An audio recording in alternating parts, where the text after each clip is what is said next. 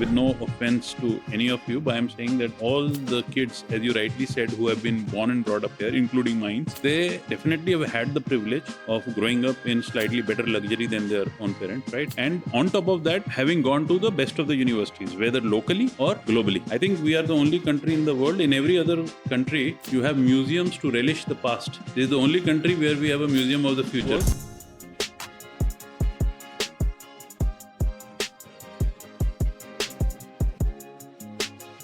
Hi everybody, welcome to the Dollar Diaries. Today we have Dr. Anuraag Guglaani, who's been a tremendous business leader in the country with over 30 years of experience, 24 industries, 26 countries. There's a lot of numbers which I have to read from here and a lot of awards and accolades as well. So he is the recipient of US President's Lifetime Achievement Award, Mandela Global Humanitarian Award of 2023, Transformation Leader Lead Like Mandela Award 2023, UAE Super 100, Africa Top 100 Changemaker.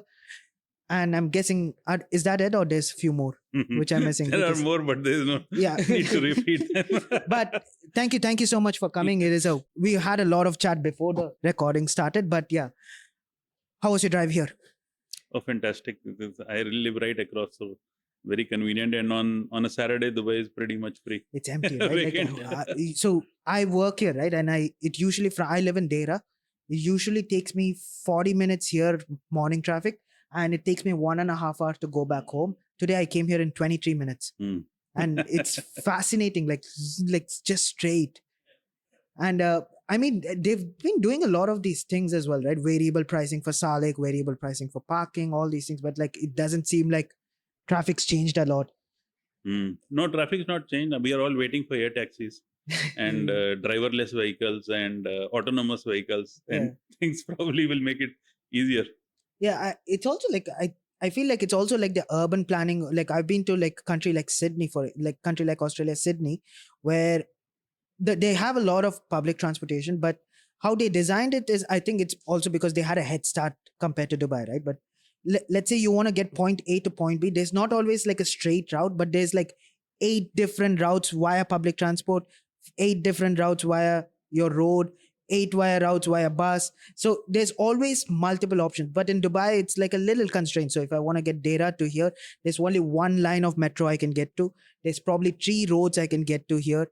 And I think it's just over time, the infrastructure gets better and things. I think the traffic will also slowly come down, unless the number of population flowing into the country. I think that is the least we can complain about, because there is, for one simple reason, that imagine that we are sitting in a country which has only 3 prime resources, which is the sun, sand and sea, the 3 S's as I call, and which didn't even have its own manpower or population, right? But someone had a vision that to use those and create something so dynamic, right, that we today sit.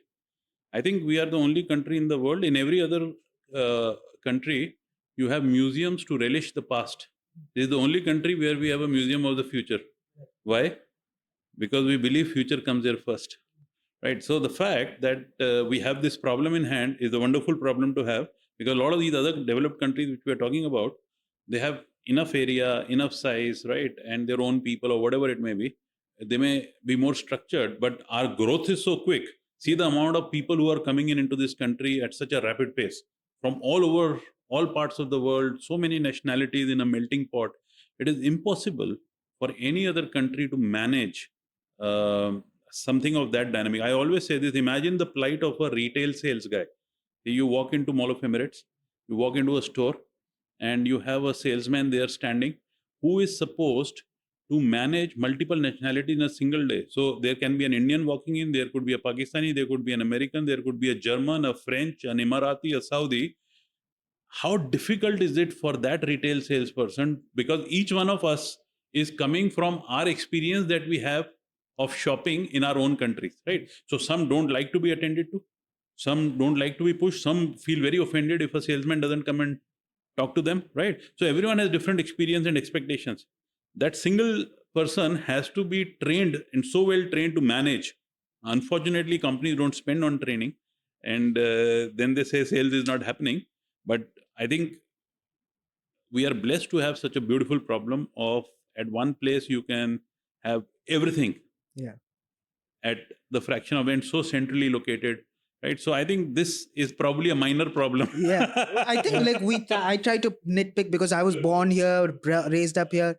Like we go to India like once a year for a month, and like that's that too in a village where we don't have malls and things, right? So I feel like maybe the correct term is spoiled. Spoiled, Yeah, exactly. like privilege. yeah, privilege, right? Like but that's why it's like you don't understand the nuances of what goes in. Like the sales thing that really struck me because I was at Ibn Battuta the other day, and this person, like I have this, I don't like people approaching me. I like to just find my own things. But then like I always get annoyed. But now that you brought it up, like yeah, there are some people like my mom, for example, she would like somebody to go and help her, but like I don't. So for the salesperson to actually make up the mind and say like, should I approach them, should I not approach them, how much awkwardness that comes with, how much social pressure that comes with, like that you kind of I think that relates to every job in the city that's front facing, right? Client facing. Like I have a friend who works at a hotel downtown. Shout out Noor. She does an amazing job. She every time I speak to her, she tells me stories about, oh, I met this Russian person, I met this Egyptian person, someone from Eastern Europe, someone from America. And she also picks up so many colloquialisms and phrases. So she learned a little bit of Russian. She learned a little bit of like Spanish. She can speak at this point the basics of 6 languages. Why? Because she's been working front facing in a hotel for a year and a half, which is incredible. I think it trains you to deal with people for the rest of your life. Anything that's immediate sales when you start out, right? So that's why I said that this is an opportunity which people get, even to differentiate between, the power to understand the nationality of a person without even talking to that person is again an art, and which you need here. Because in the end, service is all about managing somebody else's expectation, and for that you got to understand their personality a little bit, right? And but like I said, unfortunately, companies don't train. Companies train on the product. They don't train on the psychological aspects of how you can convert sales in very quickly, very fast, but at least understand out of the 200 odd nationalities which live here, how they think, what they need, right? How they eat. People, I mean, I'm sure, and I'm with no offense to any of you, but I'm saying that all the kids, as you rightly said, who have been born and brought up here, including mine, they definitely have had the privilege of growing up in slightly better luxury than their own parents, right? And on top of that, having gone to the best of the universities, whether locally or globally, right? And why I'm picking this up, because this is a big problem I'm solving for family businesses, right? So these kids from family businesses, or parents have their businesses here, when they go to the Western world and they study in these Western universities, they get an exposure of a multinational or a corporate, right? So the mindset they create, because that's what Western world teaches you, right? It's all about so structured, and this is how you work. You should work on leadership, motivation, XYZ. So when you come back into your parents' business, you get a culture shock. You said, this is how my father made money. Every day he's busy from morning till night. He's talking to people, he's meeting people, he's traveling, he's doing this. There's so much of work. I never thought that it took that much, right? And then the other problem is that one is this. Second is that you are, because most of the businesses here, which started somewhere in the 70s or prior of that, have, so a person who was a salesman may today be the CEO of the company, an accountant may be the CFO. So these are the trusted people of the chairman or the founder who have grown up with the company. Now there are two issues with this. One, that every day they've been doing the same thing, which I recently wrote one post on it saying that 20 years of experience or 1 year of experience repeated 20 times. What is it that you have, right? So a lot of them fall into this category of that 1 year of experience repeated for 20 years. So they do that job efficiently. yeah, but there's no growth at all. No, not in terms of growth, but I'm saying within their domain, they're doing what they're doing well. But the market outside is completely disrupted and changed, right? That part they have not been trained to, because all their learning is from that job, right? So they haven't had the privilege or this of learning from outside a lot of stuff, or knowing what the disruption is. And this is where the youth of today who comes in is trying to bring in that disruption or change. Things may be happening in a traditional manner. They would want to bring tech in, they would want to bring e-commerce in, whatever it may be, right? And these are the several, across several family businesses, is a problem I'm solving of how do you get this transition done of these kids getting into their family business in a respectful manner, because we got to understand another thing. All these trusted advisors which I talked about, none of them has any interest of getting this kid into business, because they are all protecting their jobs now. They don't have anywhere else to go. They can't.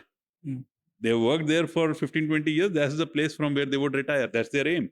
Right? So, and they are trusted part. So while the chairman or the founder, whosoever would be chairperson, would want to make a change, but then he is scared, or he or she is scared, that if I let them go, they may join a competitor.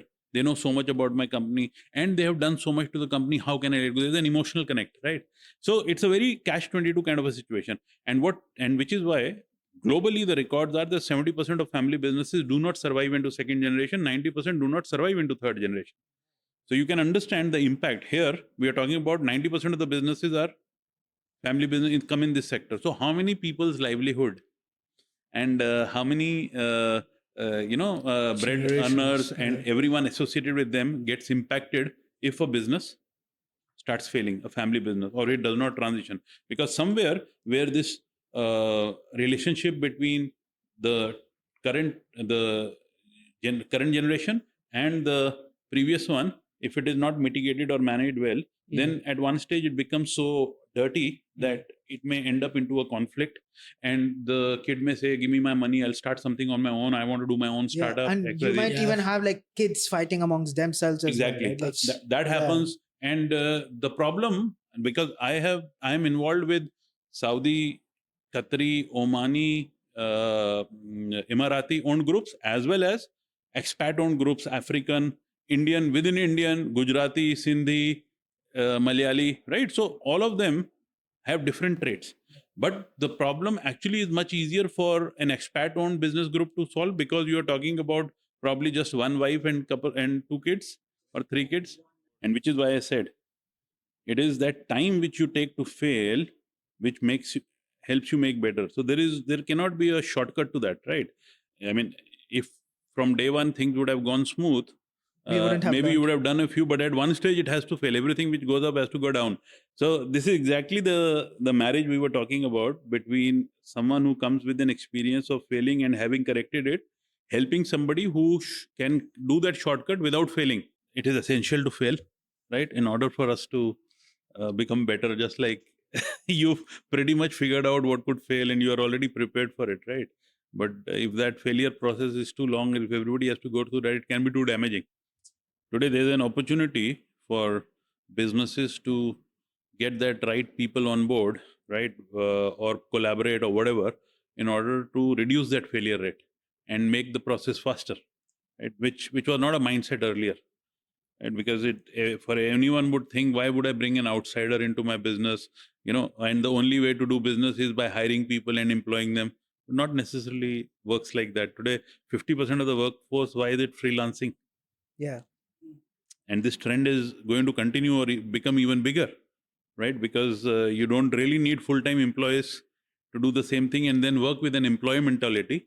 What you want is somebody working with more of a delivery mentality or an execution mentality or an entrepreneurship kind of a mentality. Yeah, it's no longer like you sit here 9 to 5, you check in, check out, plug in. It's all, It doesn't help. Yeah. Right? It doesn't help both sides. Doesn't help that person who's working or offering that service in order for the person to develop, right? And does not even help the business, because they can't get a varied perspective from people who That's exactly that. Because when you get a freelancer in, or even someone who's contracted for a little while, because they're milestone based, they will think of creative ways to help your fundamentals increase to a higher level. True. And someone who's salaried sitting in your office will do the same thing they've been doing because they have no incentive to innovate. Exactly. Our education system has this fundamental problem. All that you have come through, one of the main things anyone would look at is on-campus placement, right? How can we get placed? And if you get placed in a good place, then you are doomed for quite a long time of life, right? Because just imagine that you get picked up by a good multinational corporation and you join in, right? And the issue in that multinational corporation primarily is, like, for example, you worked with some consulting firms. If you join any large consulting firm, you are siloed to something, right? A like this that you are doing, right? Or a project, And that's what you are working on. right? But you never get an overall perspective of how a consulting business would work till you reach a particular level, right? And you're given the stick in the carrot. You're like, Yeah. hey, I could leave and try to figure this out, or wait a year and a half, I'm guaranteed a promotion, True. or I'm guaranteed a decent. And it's not bad money. It's a decent amount of money to keep you ticking. right? Exactly. But Keep then you you there. start living by the paycheck, because everything that you build around is by your paycheck which comes, right? Your whole lifestyle is around it. You're becoming kind of slave to the system. And I have done that as an employer lots of times, which I would call as a golden handcuff, right? Just little, just no, enough no, to. not just enough. Golden handcuff means that give larger than what somebody else is doing, but give those kind of things which will make people build a habit around it. For example, at one stage we said all our guys will be given drivers and vehicles. Okay. Now that's a luxury which even CEOs will not get, right? But the reason we did that was, one, because we wanted better productivity, and in this traffic, driving, parking, right? While at the same time you could have somebody sitting at the back on his laptop, and still working, right? While somebody else is taking care of taking you from here to Fujairah, wherever, right? So then you don't have any problem. This whole thing has been taken out of your mind that you have a driver or a car ready to take you. And we would encourage that not only that you use that driver and car for your own official work, but when it is free, you can even use that for dropping your kids, whatever, so and so. You can do it for personal. But eventually what we are doing is making that person non-employable by somebody else, because once you get the hang of having a driver and a car, which no other firm will offer you, you will think twice before leaving a firm. Yeah. It's the same as, for example, I don't know the business model of family offices because they're unique to every family office, right? But for example, if you look at an investment firm like a private equity firm, they will say, listen, you stay for 3 years, you get 2% of our full fund, a carry, right? And then that ties you in, you're stuck, because you're like, oh, that promise of 2% in 3 years is so vast, I'll get it nowhere else. Yeah. Well, in like early ventures, they do ESOPs. Yeah. Right. That's one way. Like, oh, here's an option to buy a stock. It's not direct stocks, but an option to buy a stock if we. Or an RSU, and they just keep it and separate, it's just like that. I would imagine like from like an early stage company where they're resource strapped, they're this thing. I know a company which we are working with, and they are churning employees. Right. They come in, they work 12-hour shift, 13-hour shift, 14-hour shifts. 1 month they stay, they leave. 1 month they stay, they leave. 1 month they stay. We have problems with them because we don't know who the delivery team is, right? Like every day the new delivery person change, and we're seeing this. And this is a company with decent amount of cash, but even then they can't retain their employees because they're a little protective about things. So it's a mixed problem of sorts, right? No, you're right. But a golden handcuff, which helps the employee grow in terms of their experience and expertise and exposure, right? That's a good handcuff to have. But because what the company is also saying is that you are investing in the person, you are getting them all this knowledge, also make sure that they stick with you, right? Whereas there are others where when you are living by the paycheck means your whole lifestyle revolves from 1st to 30th, right? So all your expenses, you start taking loans, whatever else, you may take an auto loan, you may graduate today. The generation which owns houses is, the age at what you would own later is advanced, right? So you have all these liabilities which come up. Then you become slave to the system. That's the first issue, right? Like, because when you graduate, you think, okay, inshallah, 3 years, 4 years, I'll put down a down payment, I'll get a house. And then you're stuck for 10 years because you got to pay off that mortgage, right? Or even people who graduate in 6 months in, they're like, okay, I bought my first car. How did you buy it? I paid 6K, 80K is going to come in later. So it is immediately putting on your life's balance sheet a liability, and you're stuck there. But I think the youngest generation today is much smarter.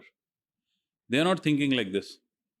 They are very clear that, and they are blessed also from the perspective that you have these things like Uber, things like Careem, things like easy car hiring and Airbnbs and all that at their disposal.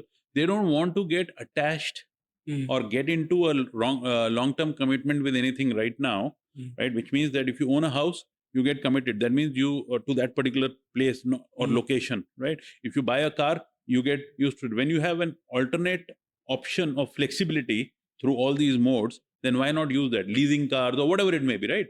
So that wasn't that prominent earlier. So earlier, the only way was about that you should have a car, you should necessarily have this. I don't think the current generation is looking at it like this. They're looking at more flexibility, more in terms of being able to move around, not getting too much debt. But the flip side of that is if that same approach is with a job, which we also see, right, that don't get attached too much. Yeah, a year and a half. Year and a half, and you go, Yeah. could be problem. But I know when I started my career, I had a boss who told me, never fall in love with your job. You don't know when your job stops loving you. Right? So that was a saying he gave me at that time, whereas most of the bosses would tell you, Please stick around. Like you have all these. This is a promising thing. This is going to grow big. You're going to grow with it. It's, we are a This is family. actual lines he's heard in his life. true. We're a family is the key one. Yeah, we're a family. No, the most common one I heard is the company is growing. You're going to grow with it. The salary is going to grow XYZ. Sure. But it's also like what you mentioned about like the option to rent and option to lease. Do you not feel like at least my generation I've seen, right? Like we don't own things anymore, right? The car is a leased car, home is a rental, even the movies we watch is a subscription, the gym is a membership, that is this, and we don't own anything, we don't know anything, we don't own anything, and because of that we also like devalue the worth of things, right? We devalue art, we devalue food, we devalue homes, we devalue cars.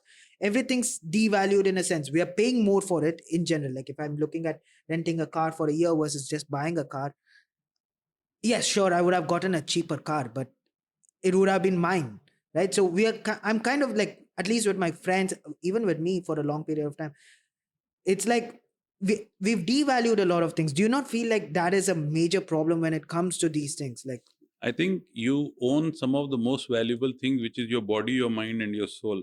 Because in the end, all that matters. Everything else that you've talked about is highly materialistic in nature. Yeah. Right. So in the end, how we think, how we feel, and what is it that we do is matters. Right. What legacy that we keep behind. Everything else will today it is there, tomorrow it's not going to be there. Yeah. So I'm being a little bit philosophical here. This is not really the business language, but the fact is this, that in the end there is nothing else overpowers your own inner strength, right? Your strength of your mind, because you will go through ups and downs of whatever will come. It's your mind, it's your body, it's your health, which will take you forward. Rest everything will come and go. And I have seen it happen, multiple times to multiple people. People have won lotteries, and their winning the lottery has completely brought them to a doomsday. Why? Because when they got that money, the first thing what you do, quit your job because you're not happy in your job. Right? Oh my God, I don't need that. I will try and put and get into business and so and so. And then that money doesn't stay for long. Recreating that amount is not that easy for everybody. There was a man in the UK who won a lottery. Yeah. 2008, I think. It was like height of, financial crisis. He won a lottery. It was the £1 million something. Like he won a decent amount of money. He was a sanitary worker, like a garbage man. He enjoyed it. So they had an interview with him on the day. And then 5 years later, someone found him and interviewed him again. They're like, what are you doing? I'm a sanitary worker. You won £1 million. What did you do? I honestly knew that wasn't my life, so I just spent it. I had fun. Yeah. I had the best 5 years of my life, and now because it is true, you need to be trained to understand how to build your life slowly, right? Like for example, there's so much analysis paralysis that you suffer right now. Like, see, our generation, when you come fresh out of uni, you start making money for the first time in your life. You can sit down one day, like I sat down last year one day. I said, okay, what do I want to buy that makes me money over time and serves me for the next 30 years? The typical person would say, okay, put it in an index fund, right? Someone would say, buy gold. Now someone would say, silver's on the rise, buy silver. Someone would say, put a down payment or a fractional ownership of a house. Then someone younger would say, go buy art, right? Like some kind of niche art that could grow, or it was NFTs a few years ago. There's a million things that you could buy now. And I feel like that sometimes is to the detriment of our generation, because we keep thinking about, okay, what is the return we can get tomorrow and next year instead of what can happen in 30 years. I think the philosophy for the 30 years bit is age old. It's play it simple, play it passive, and see what happens over time. Yeah, I think in the end, all that we are all, as we say, travelers in space, right? From birth to death. It's that time which we have in between, in which we are traveling. and we got to make the most of it. We're not going to take, we didn't bring anything and we're not going to take anything with us, right? So as much as you may create, you got to spend it within this lifetime, or leave it for somebody else, right? But I'm saying for you to enjoy, if you really see, and I know I'm saying maybe because it's come after many years of realization, but the fact is that something which can wake you up in the morning without the need of an alarm, right, is what your life is Looking forward to. looking forward to, right? Now, if your job every day morning is not letting you get up, then you're not in the right job, right? If your morning routine, right, I spend almost 3 hours in the morning only for myself, which is towards my health, towards whatever I do. I do my 10K every morning. I do yoga, but those 3 hours, 180 minutes are meant for me. I don't give it to anybody else, right? So whatever it may be, that is that precious. And for that, every day morning, getting up at 5:25 without the need of an alarm happens automatically. I sleep at about 11:30, 5:25 I can get up, right? Because there is something driving me from inside to do that. So I don't have to put an alarm any longer. So I'm saying if everyone gets that kind of this, then you have a fulfillment. Now, if I don't do that 180 minutes of minds, I do that. Why? Because it completely fulfills me. If I look at my watch also now, I'm already at 14,000 steps and we've just started the day, right? What is it? 12.27 kilometers. Because for me, that is my fulfillment part from the morning. I will not wait till the evening for this to happen and say, okay, after I come back from office, I go and hit the gym or do this. No. So everyone is built. But I'm saying whatever drives somebody, they got to make sure that part is completed. I like this, yeah. Because I feel like over time, you have to develop a system for yourself in your life, right? Yeah. And I actually had this thought process a few months ago where, when you're young, you have to decide what kind of person you want to be, what your belief system is, how you take care of yourself, your family, your friends, the people around you, and the way you align your vision for the future. Yeah. And I feel like I'm speaking to someone who has gone through that process and developed the system, which is very cool. Yes. Do you also feel like that the way you think about it comes from your time in the armed forces, right? Like that, like what I notice is like, I have a problem with that is discipline, right? Like the discipline to wake up at morning, do my runs. That's why I'm kind of fat.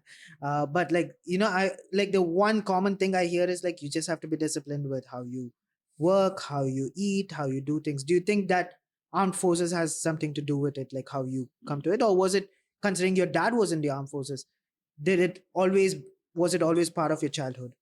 See, there is no doubt that the training we have gone through for 3 years is probably something which many people can't even think of. You've been beaten by hockey sticks, slapped, blood coming out of places you won't imagine, rolled, because so there is an official training and there is an unofficial training which happens. There's a lot of physical ragging which happens. Why? Because you are being trained for what? There is no profession in the world where at the age of 21, when you when you pick up your stars or ranks, whether you become a captain or an equivalent in Army, Navy, Air Force, you are commanding at least 1,000 men. And your first posting always will be in a challenging place at the border. At that young age, you are supposed to lead all these 1,000 men to give up something which is most valuable. What is our most valuable asset? Our life. So to be able to motivate people to give the life for their country without you being able to give them any bonus, any increment, anything that you are talking about, right? You can only do that when you lead by example. And which is why you see that many a times you hear these martyr stories. It'll be either a captain or a major, because these are the youngsters who are following, who are leading from the front, right?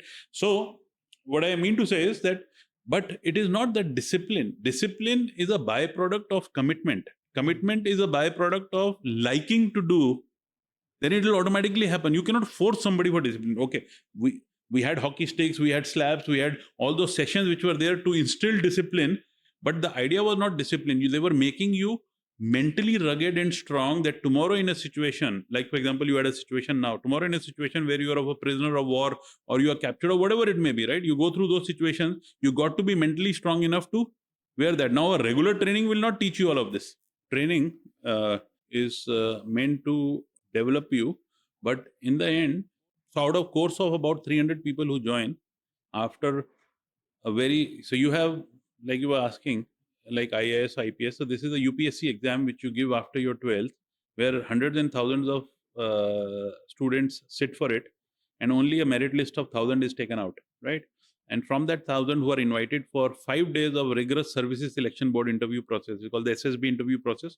It's a 5 days process where everything from mental, physical, group discussion, all that is taken. And from there, a list of about 400 people is drawn.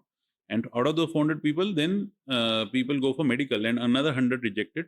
And then 300 people join the academy, and eventually about 200 pass out, right? And those 100 who leave are the ones which I was just mentioned, that when they would call back home and tell them that the training is very rigorous and so we are being treated like this. And so if you are coming from a business background or a civilian background, typically your parent would say, then come back. Yeah. Why are you doing that? We have better other professions to do. We have other things to do. But the same thing, the child of a armed forces officer cannot tell his parent, because can't even go back to that community, right? Matter of pride, right? Like it's a pride, but more importantly, it's also embarrassment, because how would you go back into the same community and live every day and then with that, right? So you stay, right? You stay, and then you graduate, and then you become an officer or whatever it is, right? But you said discipline is a product of commitment. Commitment is a product of liking something. Do you really think it has to be liking? Do you think you could rewire or force yourself to be committed without having to like it? See, the fact is that we all like to succeed, and our chances of success are mostly in those things which we like to do, because we'll commit ourselves 100% to it, right? If I don't like something and I'm being forced to do that, right? But there are other options. Now, many a times the thing is that exposure to options is not there. Like you were rightly saying that if your father was from a particular this, and many a time, not a good thing for parents to listen, but the fact is that parents generally, what they could not achieve is what they expect their child to achieve, right? So, and that not necessarily is a good thing, because their exposure is limited, right? They only know in their domain. If they are not outgoing, they have that knowledge, and that's the one thing which gets passed on. Now, if the child is outgoing and child has got exposure, like when you go overseas and you study at different places, you get a very different learning and exposure. Now, if you channel it in the right manner to your liking, to what you like to do, you are 100% going to succeed in that, or at least even if you fail, you will not fail, you will learn. correct. Yeah. Right. Now, chances are very high in that place. Now, if you say, now learning a skill toward that is also like, why students here, and which I almost get amazed. Every student who studies in schools here has to learn Arabic. Yeah. But hardly 1% can speak.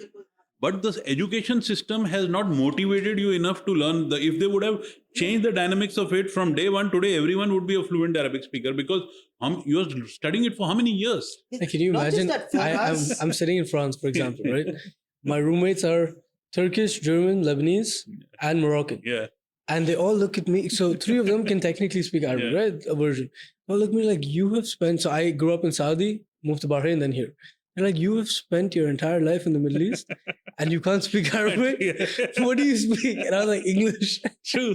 Yeah. That's ironical, no? Yeah. An additional thing is like our religion as well, right? Like Arabic's a fundamental for our religion. Like we can read it, we can write it, but we don't understand it. It's and the schooling system has never taught us to understand it. And which is why I again say that one of the other thing which has to be heavily disrupted is education system. No doubt about it. And I recently launched a Shark Tank in some of the prominent school group here for year 9 students. Year 9. Because I am a strong believer that entrepreneurship should be taught at school level, not even at college level. Yeah, it's too late. Because by that time, why 9th? Why we chose 9th? Because by 10th, 11th and 12th, you are already starting to decide which college, what university, what this and so. So if you get an exposure to entrepreneurship at year 9 and you get the taste of it, right? At least you can channelize yourself, and no longer you got to spend your parents' money and do a 4-year full formal education. And 80% of us don't use that degree because we are in different professions than what our degree is in. To be honest with you, I am in a field where I use my degree, but I don't remember anything from my degree because I was having fun in my university, not studying. Not just that, what irks me the most is like there is a degree for entrepreneurship. I don't think entrepreneurship per se should be taught as a degree and a 4-year bachelor's degree. Right? That for like instead of like these are, I would imagine entrepreneurship like going to the market, finding problem solving, finding market fit, building things. These shouldn't be a formal education things. These should be inbuilt from I will say though, because I know you've done research on entrepreneurship, right? You had a PhD that I don't know if you completed or didn't complete, but you had a PhD where you were doing research in entrepreneurship, right? And so you can speak from the academic side of entrepreneurship. Because yeah, maybe at the bachelor's degree level, it's probably better to get experience, but to be able to do research and understand the actual minutiae of entrepreneurship is important, because that's when you can educate people. See, the university professors will kill me for that, but I've said this many a times. How can somebody who's never been an entrepreneur teach entrepreneurship? It's very true. Yeah. Right. So, and the fact is that I don't know where does a degree like that exist, but I was seriously looking at this initiative and this came again from an idea from family businesses. And when you're talking about the entrepreneurship, actually the objective, the whole thought process of that research was around family business disruption, right? And where entrepreneurship became a part of that whole process, because we were looking at, my idea was, how do we reduce this from 70% downwards to the amount of family transition to the business next generation. Because there's another program which I created for family business groups, very strongly, very successful, where we looked at adoption of startups and SMEs by family businesses into their umbrella by taking up a larger equity, but then bringing them under a plug and play mechanism, because family businesses are pretty much multiple industries, multiple geographies, so they work under a structure of a corporate structure, right? The bigger ones and the successful ones have a corporate structure where you have a corporate HR, corporate finance, corporate audit, IT, whatever it is, and then you have individual business units with their respective CEOs, GMs, whatever, and they have their own HR, own finance, but there is a matrix structure. So all the governance, policy making is done at the corporate level, while it is followed here, and there is the CEO is reporting to the group as well as to this corporate structure. Now, for a startup or an SME, why I created this program was because majority of the time the ask is about operations, about tech, about office, about people, right? Now you bring them under a plug and play mechanism, the whole structure is ready, including customers, because we used to carefully look at bringing a startup which is disrupting a traditional business in which the family business is involved. Yes, there will be some synergy. Some synergy. Yeah. So, for example, a family business is involved in logistics for shipping, and you have a startup which is trying to disrupt this logistics or that process, and they need funding for what? They need to create the whole infrastructure, warehouses, trucks, and all of that. Now you just come in, you have everything ready, you focus on your tech model, and your finance, admin, marketing, everything is taken care of. Do a good marriage, your chances of success are far, far higher than someone who is trying to, with no experience of all of that, trying to create all of that from day one, including recruiting people. And so it's not easy for startups to even recruit. How much do you typically take of? Because what you're basically saying is 51% minimum. This is very fascinating because you have control, right? Because at the end of the day, this is basically, we are paying you to workshop a product that we're going to integrate into our value chain. You will still be sort of the owner of that product, but this will be trademarked and licensed by us, and we will use it for our company. No, right? Not necessarily in that manner. The major equity is from the perspective that you can ensure that the failure doesn't happen. So you put the right structures, governance, and all that things in place, and you support in the right manner. That's the objective. It's never about the points which you mentioned, but and not every startup will plug and play in this. It has to be at a particular stage with a particular mindset, because one of the main things is that their 100% equity today will become 49, but that 49 will be valued 10 times more than what their 100 today is. Yeah, but this is like giving them a definitive exit from the start, and it's saying we are outsourcing our innovation to you.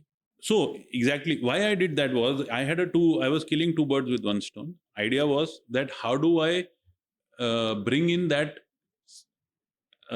center of excellence, transformation, change in the family business, where all these traditional people are sitting and where the youngster wants to come in and do things but is not able to do.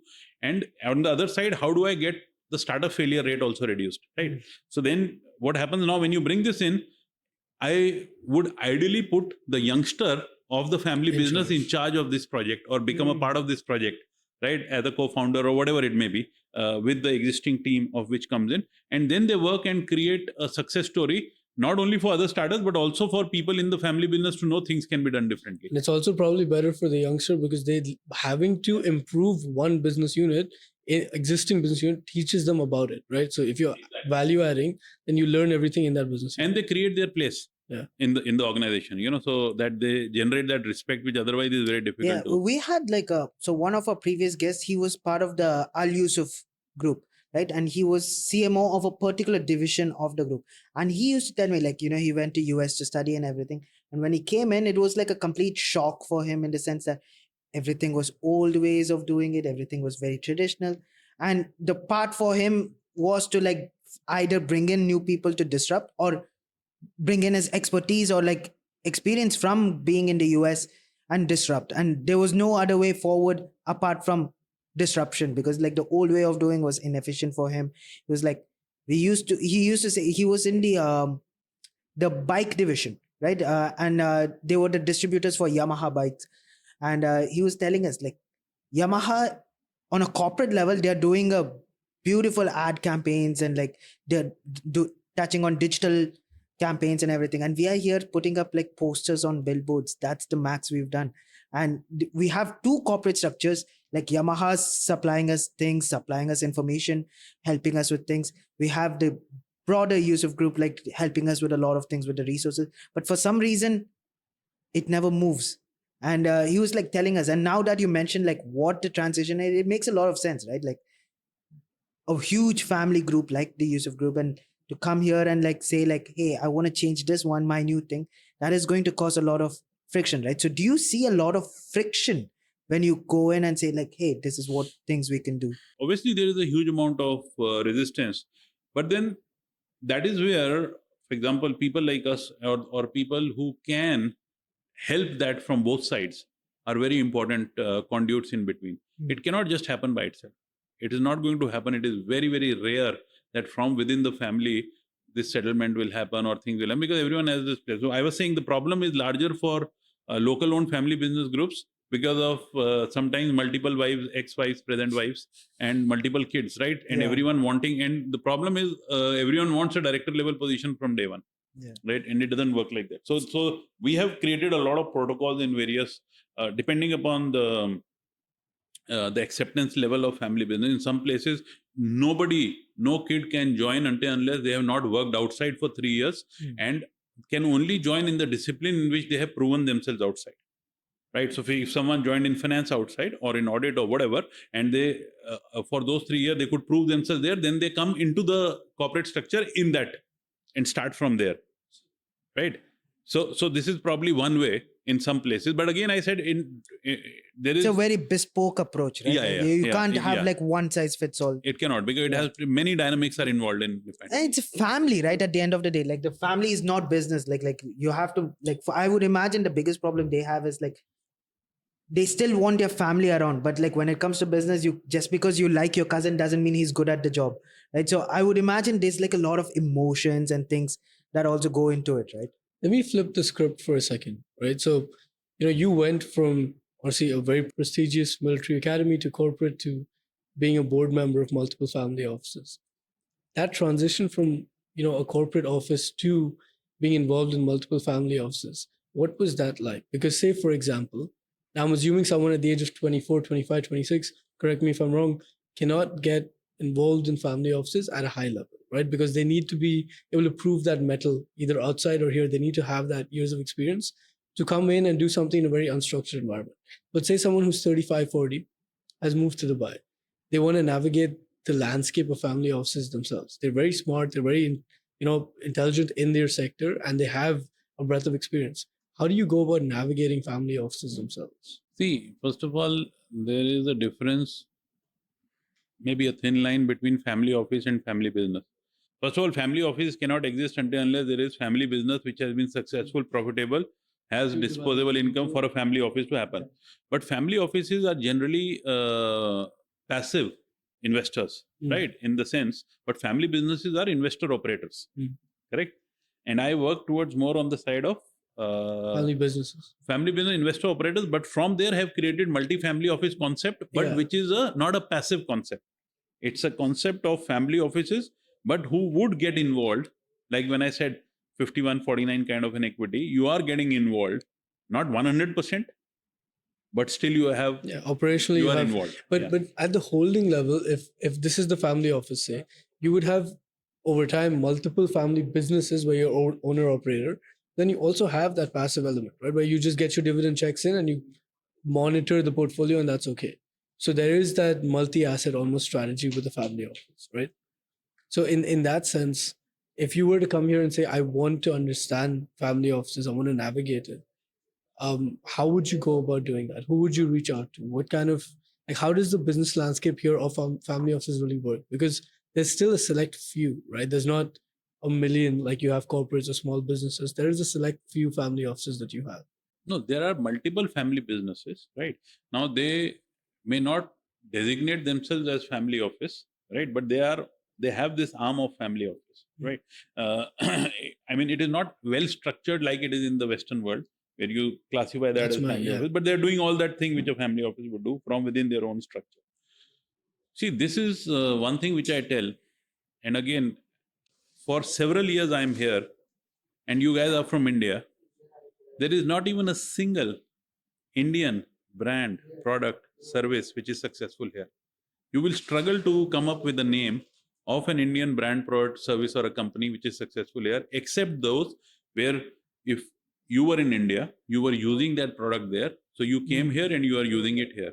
Otherwise, nobody has been able to make a mark, even though both these countries, we have majority Indian population here. Both the countries enjoy very cordial relations, but it's not. Why?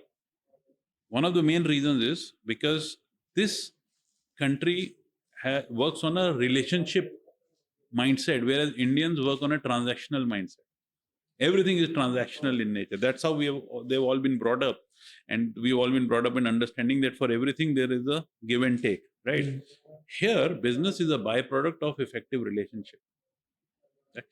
Business will happen, but first you got to understand each other, build that relationship,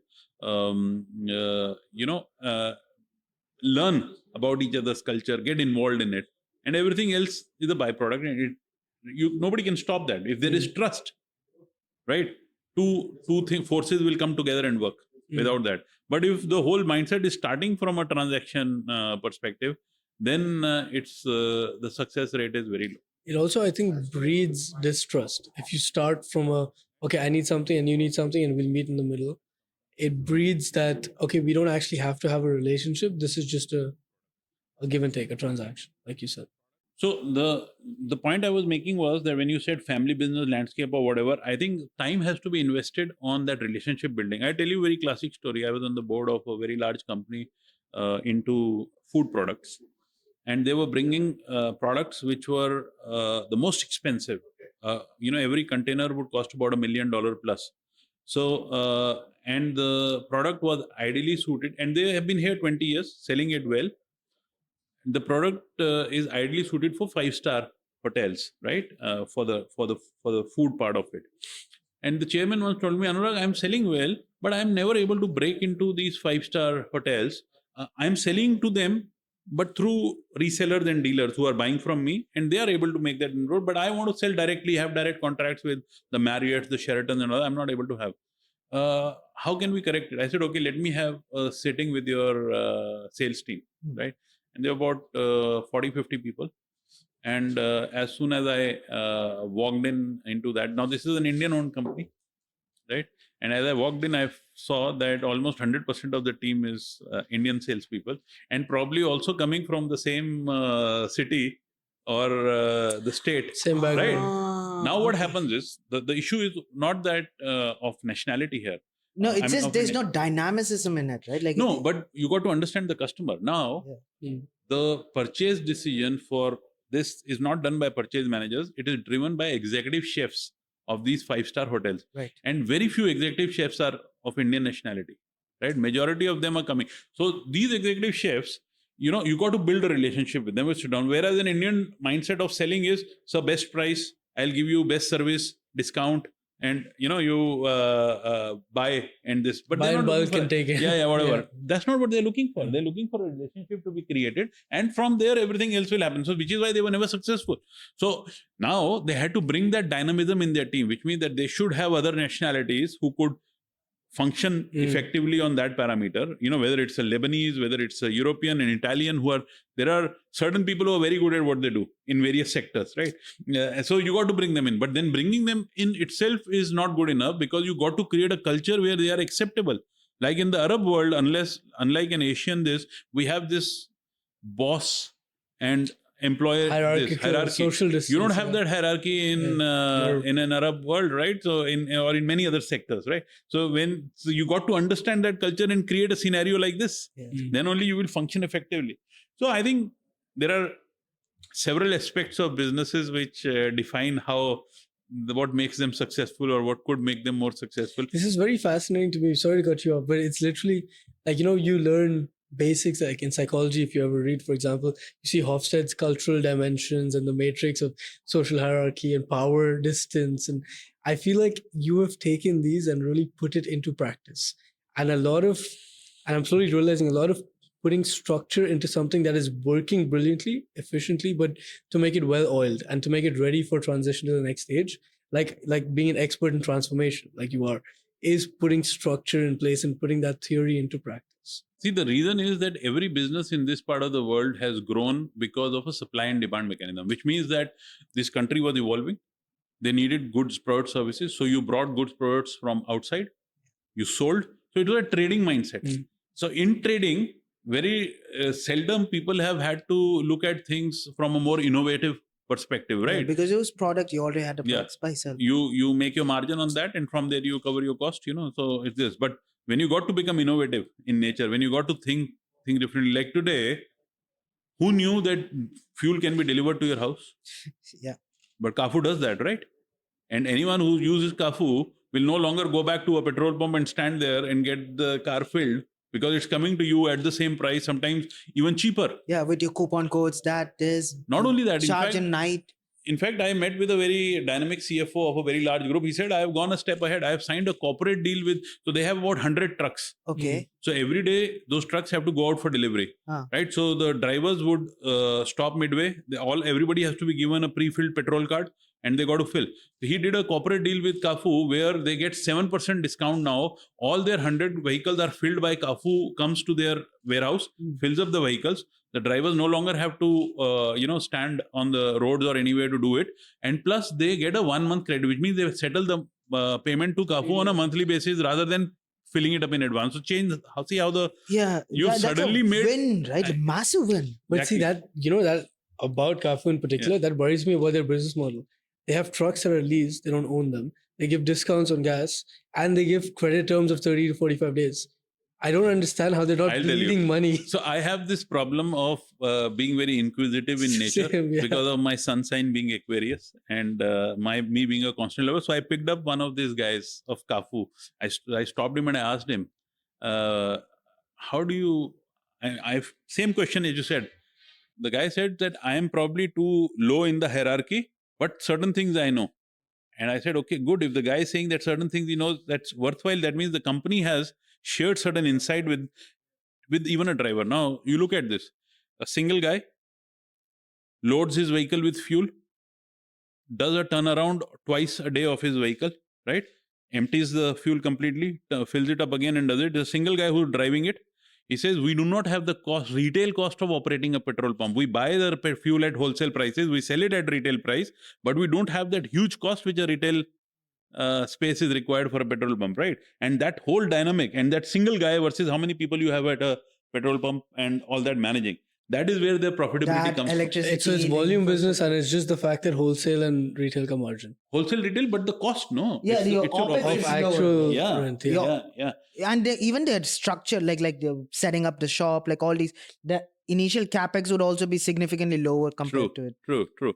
So I'm saying, obviously, the point I'm saying is in how many countries this is possible, right? So here it happens, and which is why if every aspect of this business, whatever is coming, if people take or think innovative, like I said, this smart CFO thought about, whereas how many CFOs would actually think in that manner that, okay, I can go out and talk to someone and probably flip it. And for CAFU also, I think it's a fantastic deal. You're filling 100 vehicles in one single location Yeah. without having to drive Yeah. at. You make that your mobile retail True, spot. true. And that's actually, if you see now, you see at certain places stationed like Al Qudra, you will find one CAFU permanently stationed on the roundabout on the right side, right? Because these are 'Cause they know high that- traffic places. yeah. And you know that, people can also stop there and fill up. Yeah, because the analytics you get on footfall as well, Yeah. it'll serve you for years and years. You know exactly where to station. And there's no retail cost to park your car on the side and Yeah. fill people with petrol. This is like 50 years ago, you had people on the side with cans. And I think that's a very positive place to end this conversation. Quick question: is it absolutely mandate? I had a teacher in high school. She was a doctor, like a doctor by a PhD. And anytime we said her name, "Hi, Miss," this, she'll get really angry and say, "No, doctor." This thing. Are you that kind of person who insists on us calling you doctor, or? So It's very long I can time to get to that question. I can also prescribe medication at your own risk. I said, we'll try it. We'll try it together. No, I think that terminology doctor for me stands slightly differently more from being a business doctor, right? No, my teacher was a Hindi teacher. Yeah. Yeah, she was like, no, she's a doctorate in Hindi. Yeah. And she was like, doctor. Because it takes a lot of work Yeah. to get that Achieve title. that title, yeah. And it's takes a lot of research and insights, and probably that's why with that pride, they want that title to be there. In the end, we got to solve certain problems. I am a very strong believer in one thing: every business which exists to solve a particular problem. A lot of businesses say that how can we make money? You can only make money if you are solving a burning problem. Otherwise, you are only in transactional matter. You will only cover your Cost, day-to-day operation and cost. Unless and when you solve a burning problem, you also got to understand who is looking for that solution, right? Is there someone really wanting that solution for that problem? And if someone is wanting that solution, what is it that they are willing to pay for it? And only then, so when you use these fancy terms of pricing, market size, fit, XYZ, all that, That's is, what this it is what it means. means, Yeah, right? yeah. That you should. The crux is like, are you solving a good enough problem? It's like when people say, I want to be a product company or a project company. Yeah. I want to have product market fit. That's what it means. You're right. Whatever you do, it should be benefiting someone. And I think one aspect on which we can end it is, Actually, I have a question before you do that. So if you have like a nice quote, I'm going to ask you a question. You know how you said like the CFO is quite smart in thinking that, right? We are seeing now a transition from, typically you'd have an accountant or an audit professional or CPA, ACCA, someone like that, who eventually over time becomes a controller and then a CFO, right? Now you're seeing more and more people from a more dynamic background becoming CFOs, right? Like consultants, financial, transaction advisory people, M&A guys, like a completely different kind of mindset that they bring in, more strategy almost, because now CFOs are expected to not only understand their internal numbers, but look forward towards strategy, something that a CEO was typically meant to do. Now CFO does that as well. For you, someone who sits at the board, someone who oversees C-level executives, do you now have a shifting preference in the kind of early background you want to see with people you bring to the C-level? Do you have different skill sets that you think are more important now compared to what they were before? interestingly, I delivered a speech to a large gathering of CFOs, because every CFO wants to become a CEO or thinks that they are good enough for a CEO, but many don't make it there. Because there is a difference between the thought process from a risk to an opportunity perspective between a CFO and a CEO. A CFO is the protector, right? While a CEO is looking at the visionary, the growth and the dynamism around it. But there are CFOs who transition that and bring that change, and then they become very effective CEOs, because then they have the best of both. So you see, one of the tradition I'll talk about from a board level. Traditionally, boards were comprised of finance, audit, these kind of guys, right? Today, and I think the value I add on a board level is because one of my doctorates is in intelligent automation, right?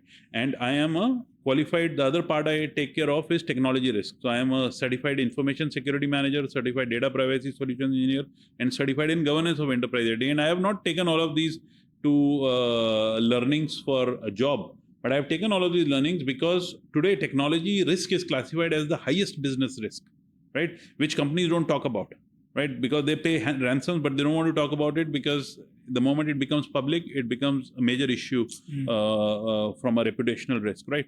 And if the board doesn't understand automation, AI, the benefits of it, cyber risk, then how do they add value, right? So, which is why traditional finance and audit people are not the only ones who can today comprise it. You also need to bring in people who come up with that innovation, who come with the tech part of it, tech governance part of it, as well as how to bring in automation to the whole thing. Then only you can support a C-suite of a particular. And then I am a very strong believer that to give a varied perspective at board, a gray-haired man should not comprise more than 60% and 40% should be women and youth, right? Because for the same thing, the outlook is very different, right? For the same problem, how I will think, how you will think, how Ghazala will think, or how any other lady would think will be very different in nature. And even from a recruitment perspective, this is a rule I have created. I call it the 3x3 rule, which means that if you got to employ somebody in your organization, for one position, you do not hire unless you have 3 shortlisted candidates. 3 shortlisted, not 3 CVs. 3 shortlisted candidates, and those 3 should be should have at least 3 people interviewing them, and one should be a youth, one should be a woman, and one should be a experienced male. This combination creates, because any hiring cannot be, you just now mentioned to me that of a company which is churning out employees. If I have to look at, for me, every single person, whether it's a driver or it's a CEO, is an asset to the company and should come in from a perspective of at least spending certain number of years in that organization and achieving what they want to achieve. What they want to achieve, not what the organization wants to achieve. What they want to, then they will contribute. So you cannot go wrong with your hiring. And that is why you got to do it right and find the right fit from both sides, right? These are some very, very crucial aspects. In many family businesses and SMEs, the most underrated department is HR. They think HR is admin or PRO. But the question is, how many 50 plus CEOs would be able to, flexibly take it, right? So that's... I'm lucky in the sense that I have a good CEO who's okay with it, right? But not a lot of people have that opportunity. And I think that's a... but no, honestly, thank you so much, Dr. Anuraag, for a brilliant, brilliant conversation. But I think we've learned a lot from you, and I think there's a lot more conversations we can have in the future. Absolutely wonderful talking to you guys and learning from you as well.